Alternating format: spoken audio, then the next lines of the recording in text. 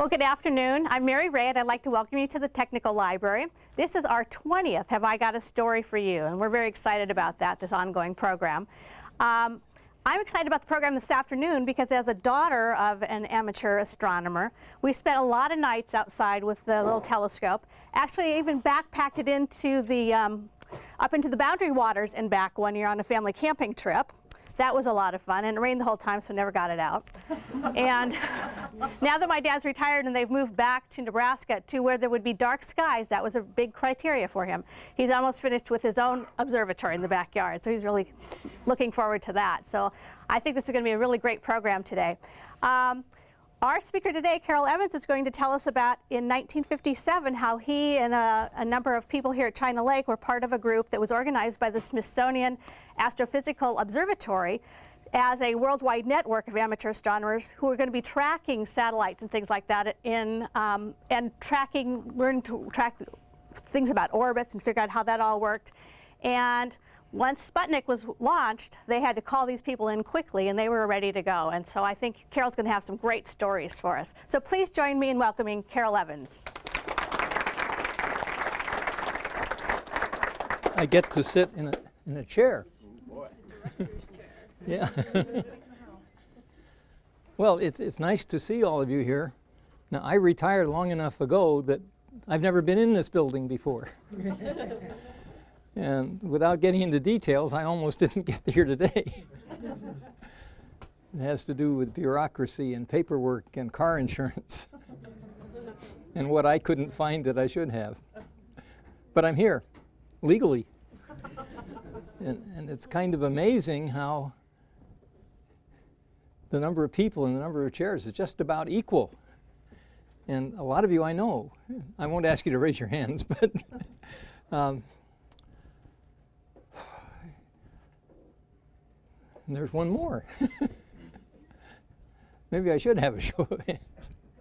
Seriously,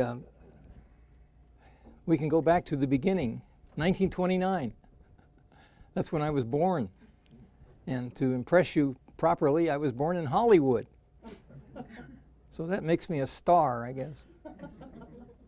Well, that's the literal truth, but we didn't live in Hollywood, but my parents worked in Hollywood when they met.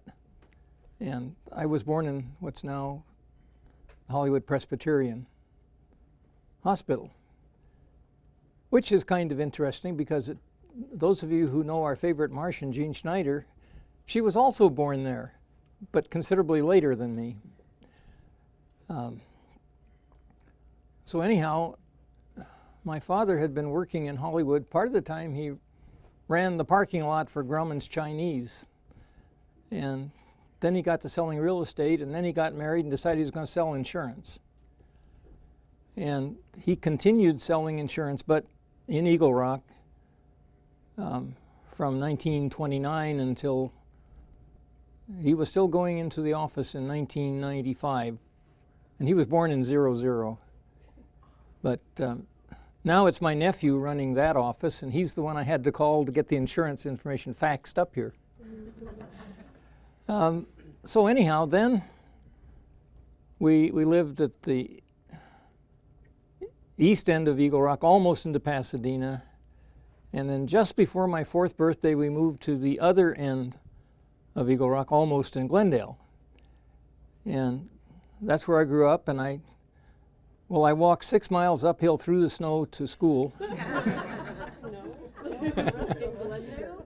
Well, it did snow when I was 3 years old. It snowed, and I had a cold. My mother wouldn't let me go out and play in it, but that's before we moved. I call it a one-room schoolhouse. There's 1 room per grade, and just a little more reminiscing on that respect. Some of you will probably know Martha Schoaf, who lives in Trona. She and I and several others eat lunch together on Fridays, and finally we got to talking across the table from each other, and she went to the same grade school I went to. She went to the same junior high, the same high school, and the same university. And we didn't know each other because she's 10 years older than I am. And I'll bet you, I guarantee it, that I'm the oldest person in this room. Okay, so I finished high school. I went to Glendale College for 2 years, and then I went to UCLA, and when I graduated from there, I came to Knott's China Lake. And it has no relevance at all, but you might be curious as to why I'm at Knott's China Lake. I won the lottery. Well, they had an office in Pasadena, 1030 East Green Street, and it was civil service. They took care of the civil service for all the West Coast Navy labs. And they gave you a form, and you checked I would work here, I wouldn't want to work here. And pure and simple, China Lake said yes first. And here I am. My first choice at the time would have been Point Mugu, because I had a friend in college who was at least a semester ahead of me, and he got a job at Point Mugu, and he really liked it, and he said, you should try to get a job here. And I think I even went out there, but they said, go to Pasadena. So I came to work February 13th, 1952. And I was young and innocent then, and now I'm not young anymore. or naive or whatever. But I went in for the interview with my boss-to-be, and I had my Form 57. How many remember a Form 57? Well, they're this long. And I could sit there watching Jerry DeBell look at my Form 57. And, I thought I had a job. And then this looked more like an interview. And so here I am, 22 years old, I think. And I'm watching his eyes scan down the Form 57. And they stop. And he looks up with this strange look on his face. And I said, what's going on? And so he says, well, do you know Freeman Hall? And I said, yeah. Freeman Hall was 1 year ahead of me at high school. And then we went our separate ways. And he went to Occidental College. And he graduated, and he came to work out here. Now, at that time, they didn't have the doctor's program, or whatever you want to call it, where the Navy sends you off and you get educated and you come back and you trade so many years for a degree. And he decided he wanted to go for a doctor, so he quit, just plain quit. So he went down to go back to Occidental, and guess what? He got drafted into the Marines. Now, this does not happen very often, to get drafted into the Marines, but it happened to him as a private or whatever. And they looked at what he'd done, and they said, oh, you're going to China Lake to the Guided Missile Battalion. So we got together, and from February to November, I went almost every weekend with him back down to L.A., because he was visiting his girlfriend, and I was just visiting family, and I had a car to drive down there. I didn't have a car up here. But everything we needed was on the base. Well, the branch that I was in was at that time called the Photographic Development Branch. It was code 3041. And we didn't develop film, and after a while they changed the name to Photophysics. But we were involved with instrumentation on the range. And, well, as I say, we got a name change somewhere along the way. And I was involved, for example, with, now Don Snyder's here somewhere, I saw him. Yeah, there he is. His father, Jack, designed a lens, and I said, I know about that lens, and that's what you need for the cameras, for the Ascania cameras. And so the engineers got hold of it and engineered it for production and stuff, but that's my little claim to fame for the 44-inch / 88-inch lenses for the Ascania cameras. So I was always involved with work on the ranges, and I was sitting there at my desk one day minding my own business, and somebody came in, and to this day I remember his name, Lawrence Dunkelman. And he was from probably NRL, Naval Research Lab. And he was out here to arrange for what they had chosen to call apogee stations. But let's back up a bit. The Moonwatch program, as she said, was for the Smithsonian Astrophysical Observatory, and they're in Cambridge. And the idea was a network of amateurs who would watch for satellites. And you have to remember, or realize as the case may be, that the satellites in question were supposed to be U.S. We were going to put up one for the International Geophysical Year, which was all of 1957 and half of 1958. So you have an 18-month year, but that's all right. People all over the world were doing things with the physics of the Earth, and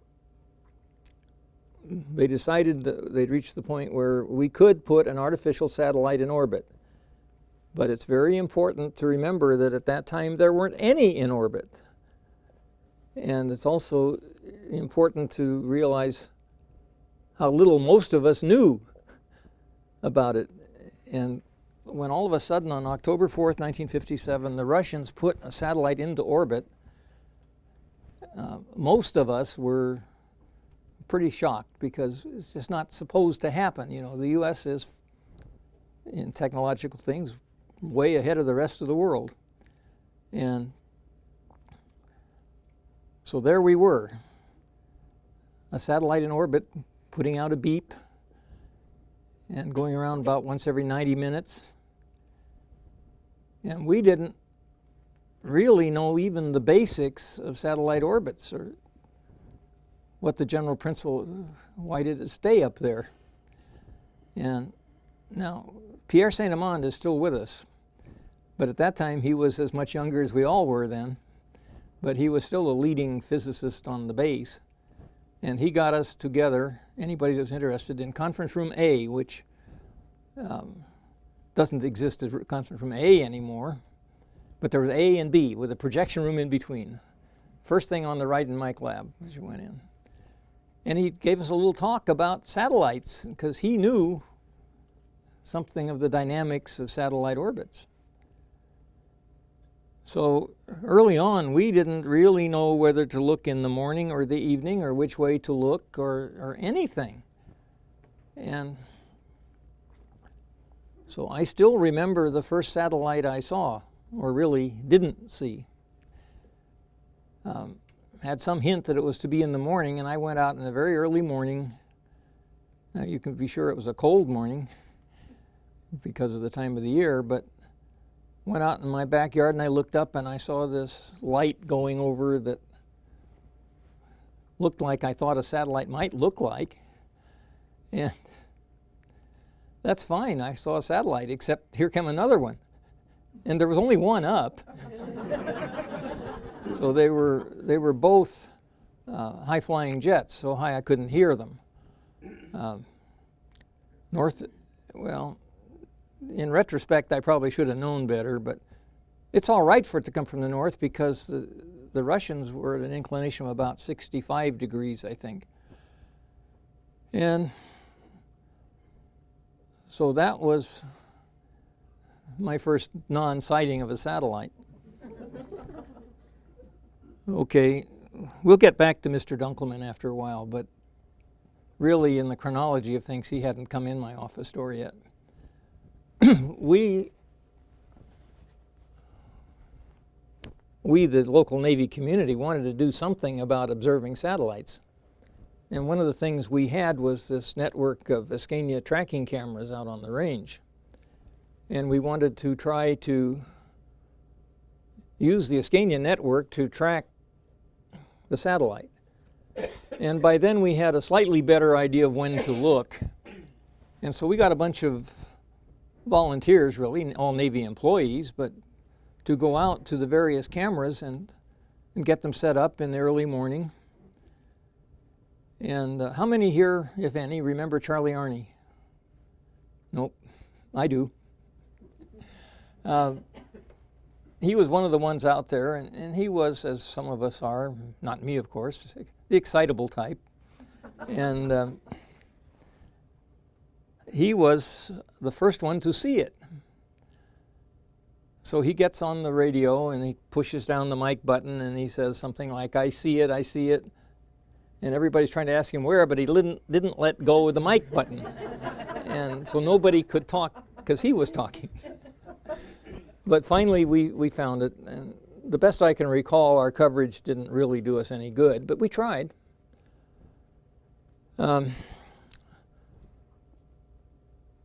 Okay, now, the Russian satellite, when it was launched, was, I think, 22 inches in diameter, and it had these 4 antennas streaming behind as if there was a behind when you're in orbit, but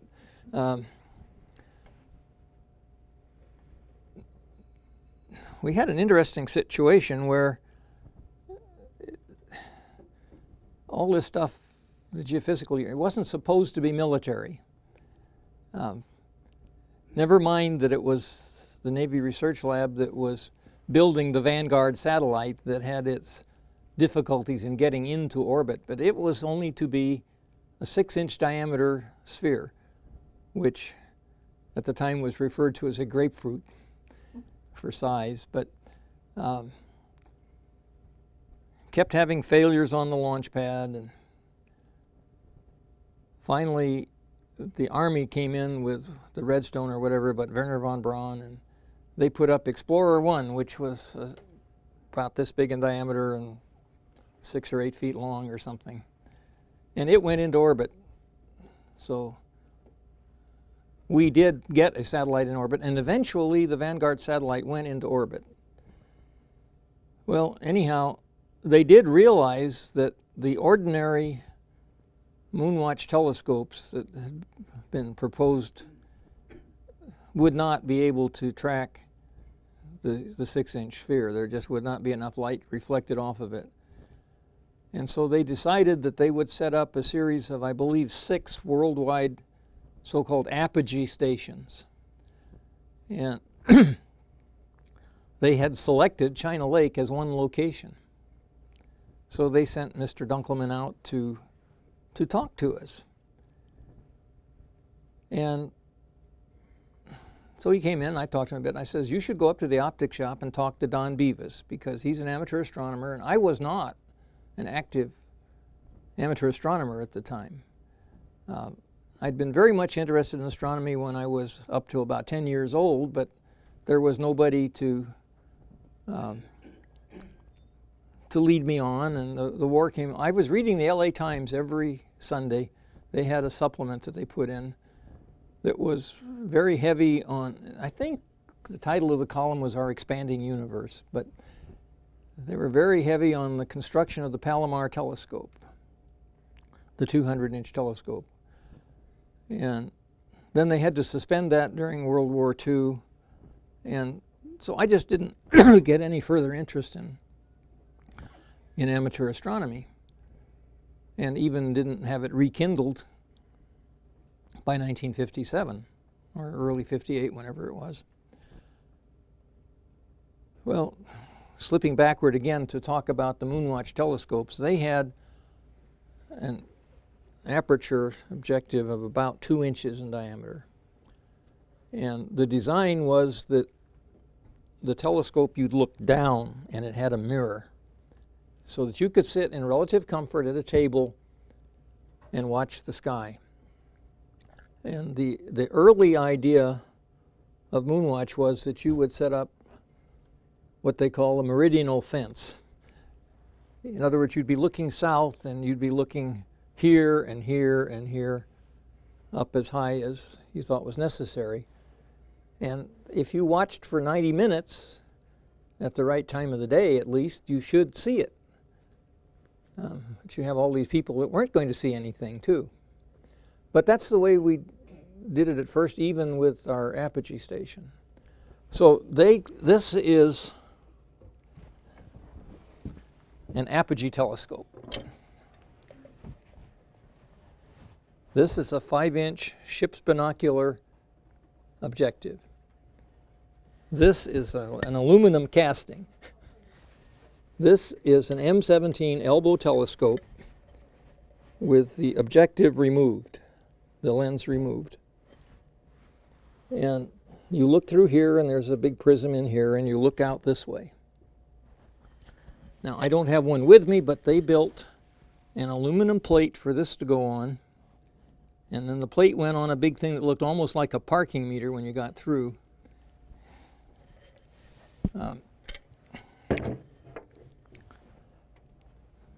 So one day, a military transport landed out at NAF. And I went to the motor pool and I checked out a 1.5-ton truck, stake truck.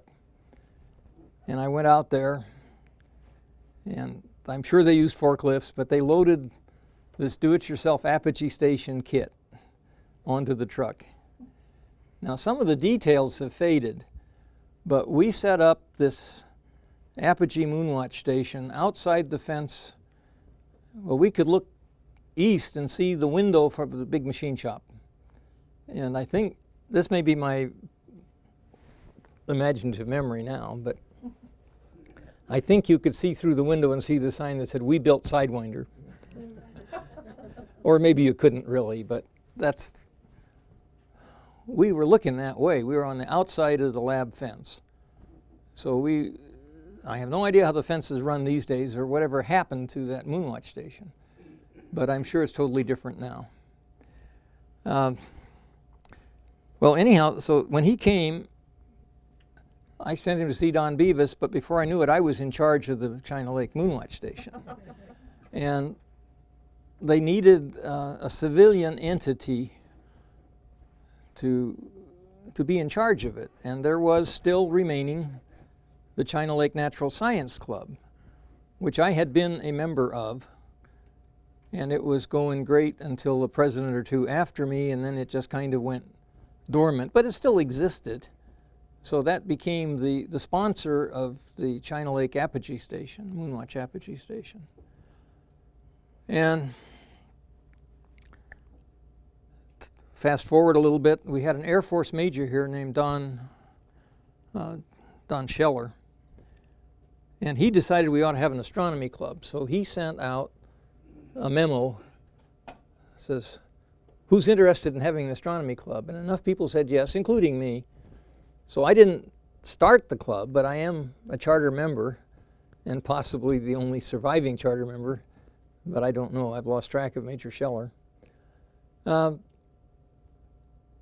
the astronomy club got going, and the astronomy club said, we really ought to operate the Moonwatch station. So we transferred the ownership of to the astronomy club. And the China Lake Astronomical Society is still going pretty strong after all these years. We had a meeting last Monday night. We meet at the Matarango Museum now, the first Monday of every month, except when it's Labor Day. So I don't know who came on the first Monday and found the doors locked. There were 36 of these telescopes. Now, these have a smaller field of view than the standard Moonwatch telescope, but they can see a dimmer object. So the idea was to have some overlap in the coverage. So you didn't go this way, you went like this, so that, if it went in just the right place, 3 people could see it.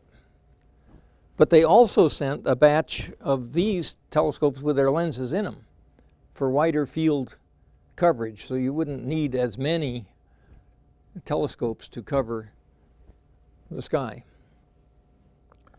Well, as I say, some of the details fade, but we had the ground. The Navy sent over a post hole digger and dug 36 holes, and we put them in 2 rows, 2 north-south rows, so we had like 18 in each one, and they were a few feet apart. And I somehow remember canvas covers for these. A lot of this has faded, but we set them up, and I had a telephone number index, and late in the afternoon I'd start calling up people and say, "Can you come out tonight?" And the Navy was supporting this to a certain extent. We had a job order to buy little supplies with, and I can still remember the last 3 digits were 076, but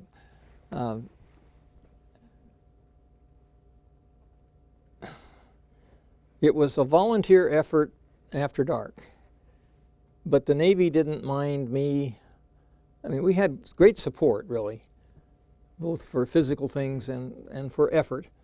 And so along about 4 o'clock in the afternoon or 3:30 or something, we used to work till 4:30 then, 7:30 to 4:30 with an hour for lunch. Our machinist, Paul Bauer, and I, we'd go out with a bubble level protractor thing, and we would set a certain number of telescopes to the angles that we had decided we had to set them to. And then people would come and we'd sit there and watch. And the question is, how did we make our observations? Well, the answer is that we had a tape recorder and we had a great big radio to listen to WWV. And so we would record them and we'd listen to them later. So early on, we had this radio in the back room of room 1219 in Mike Lab, and we're listening to WWV. Here, anybody here know Jack Clementi? See, the past is too far away. Jack Clementi had just bought a fancy new watch. And he came in and heard the radio playing, and he heard the tone come back on. He looks at his watch, he says, "Right on." And it was from the tape recording. Now, this is not the one we used. This came in along later on, but this is a radio set to WWV in Fort Collins, Colorado.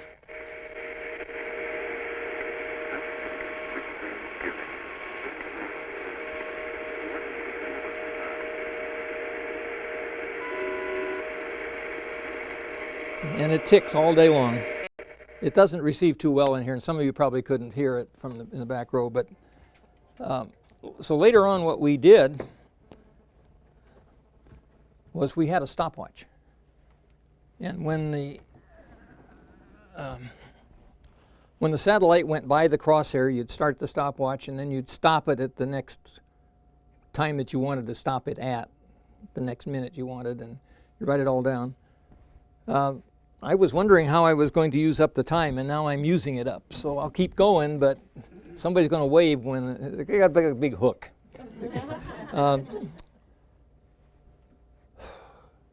You could tell from what I said that our initial ways of looking at it were fairly inefficient. But later on that got solved. But I just got a couple more anecdotes. Back when we were tape recording and had a lot of people out there, we told the people when it went by their crosshair to say "Mark," and it's not Mark Pahuda. But there was a man, we called him Van. Lyman F. Van Buskirk was his full name, but he was Van. He brought his son, and I've sort of telegraphed the story, but his son was named Mark. And he called to his son, and we thought we had a satellite sighting. But early on in the Russian series, not the first one, because we didn't have this set up for the first one, but they set up one of theirs, and we set up a bunch of these telescopes, the smaller telescopes, and those had just an ordinary crosshair in it. And the truth is we got confused on which crosshair to look at. If you look through an elbow telescope, you'll know what I mean. And so we were looking due south, so the satellite should have come by and somebody should have said "Mark." Satellite came and went "Mark, Mark, Mark, Mark," because it was going up the field of view and people were given a mark on the horizontal crosshair instead of the vertical one. A lot to learn. Anyhow, we had a public relations officer on the base, civilian, named Ernie George. And Ernie found out about what we'd done, and he got in touch with the LA newspapers. And so we became front page news that we had seen the Russian satellite. Okay, well, in case you forgot already, my name is Carroll Evans, and I'm Carroll Evans Jr. Way back when my parents first got married, they met a sign painter in Santa Monica named Carroll Evans. I got contacted by that Carroll Evans because he saw my name in the newspaper. And although I never got to meet him, I took my parents out to visit once, and we left the same card they'd kept since 1929, left it for him, but he wasn't home. But I got Christmas presents from him every year because by that time he was selling little goodies, hairbrushes and stuff. But then I didn't get Christmas cards, and I was pretty sure what might have happened. So I'm sitting in my office one day, phone rings, "Hello, this is Bill Evans."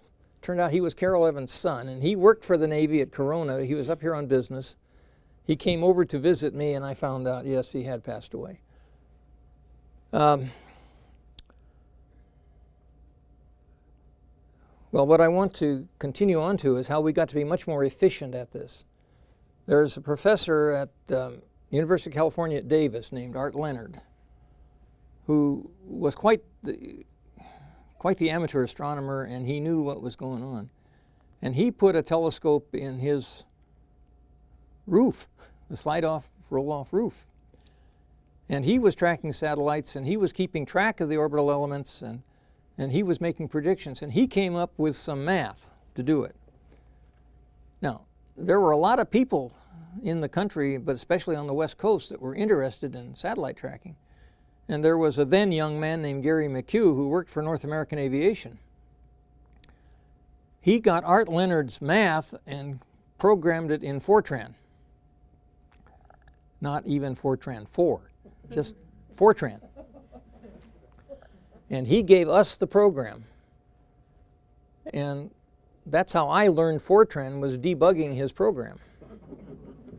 I mean, it worked with the sample data, but that was for the meridian crossings. And we switched to what was called culmination, at the highest point in the orbit. Well, also, Art Leonard came up with the realization that you don't have to watch with a whole fence.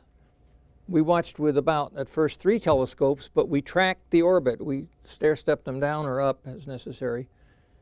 Because if you want a simple analogy, the orbit's a railroad track, and you know the train's on the track, but you don't know when it's coming. So you watch the track, and after a while it comes. We did participate in finding more than one, not a whole lot more than one, lost satellites. This was before we had the sophisticated techniques we have now. There's a whole camera network I haven't mentioned called the Baker-Nunn cameras. They were some pretty sophisticated, pretty high aperture cameras, and they were to go like one in Hawaii, and I forget where the others were. But they were behind schedule too, so we Moonwatch people had to fill that gap for a while. And then they built a radar fence across the U.S. Well, it turns out that one of the Navy's transit satellites, when it went through the fence, the destruct charge on it blew.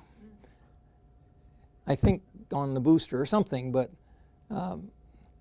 so we were out, being Navy, we were out watching for the first pass on this, and we got too many satellites. And so we helped them realize what had happened with our observations of that. Well, there's a particular tracking instrument. It was called a Mitchell cinetheodolite, and it happened to use one of these, not all of this, but one of the M17s as its tracking scope, and so this fit perfectly on it. And they had little wheels, numbered like an odometer, but it wasn't degrees, it was artillery mils. They're 6,400 per circle. But we set up, I think, 3 of those next to the parking meters, and we built a wooden fence around the pad. And what we would do was print out the predictions on IBM cards, run them through the interpreter. How many remember IBM cards? Yeah, more than I would think. Yeah, Hollerith, yeah. Anyhow, so we printed them out, and we'd go out with a stack of cards in our pocket and just sit there in shifts all night long. We, the China Lake Moonwatch team, when we changed to a more efficient way of doing it, we made more observations than any other Moonwatch team in the network. And we also set the record for going from the most to the least in 1 month, because we quit doing it.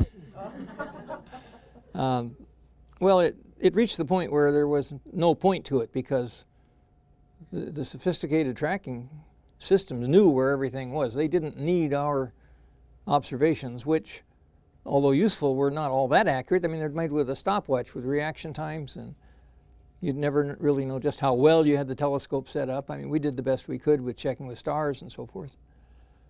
A couple of other things to comment on is that was all the volunteer work, but it led to some of my professional participation, shall we say. because the Navy here was going out to track a few certain satellites, and I went along to Albuquerque, New Mexico for one, maybe for only, to make the predictions of where to point this big dish antenna.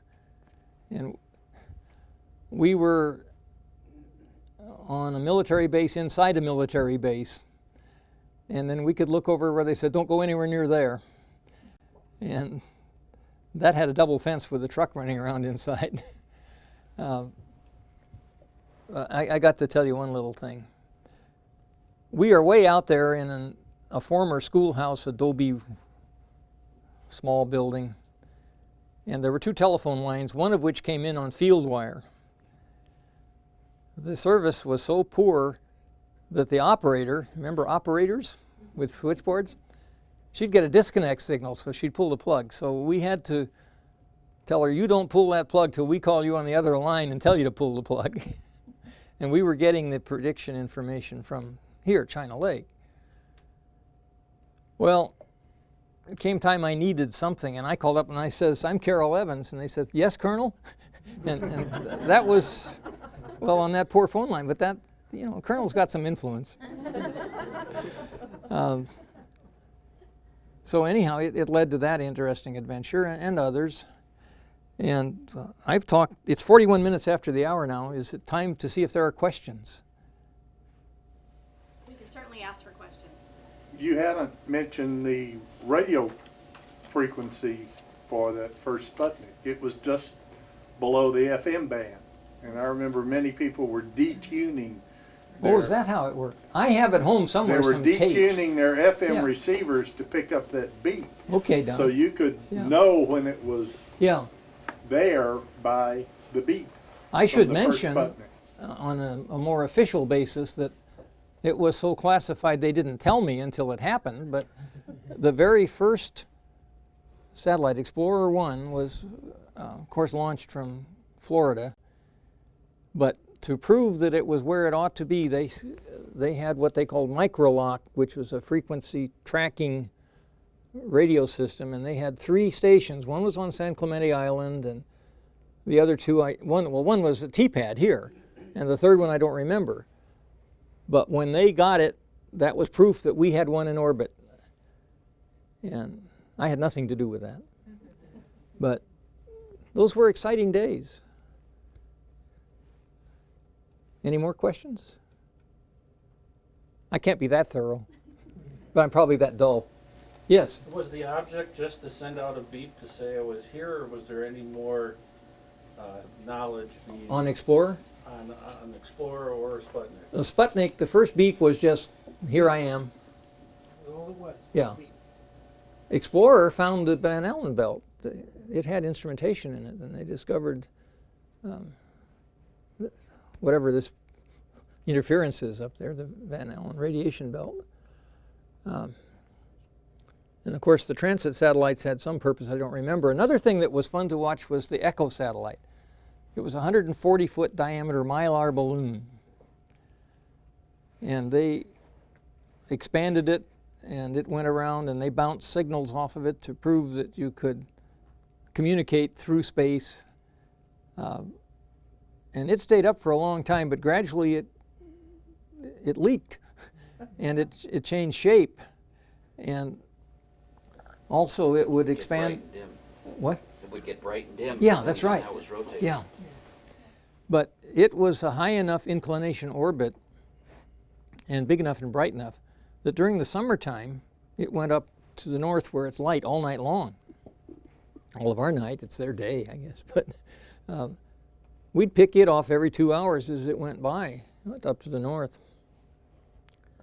And eventually, of course, it came in, but also some people, including one of our local members, just took the information from it and plotted it, and you could get sine waves having to do with as the atmosphere expanded in the summer or whatever.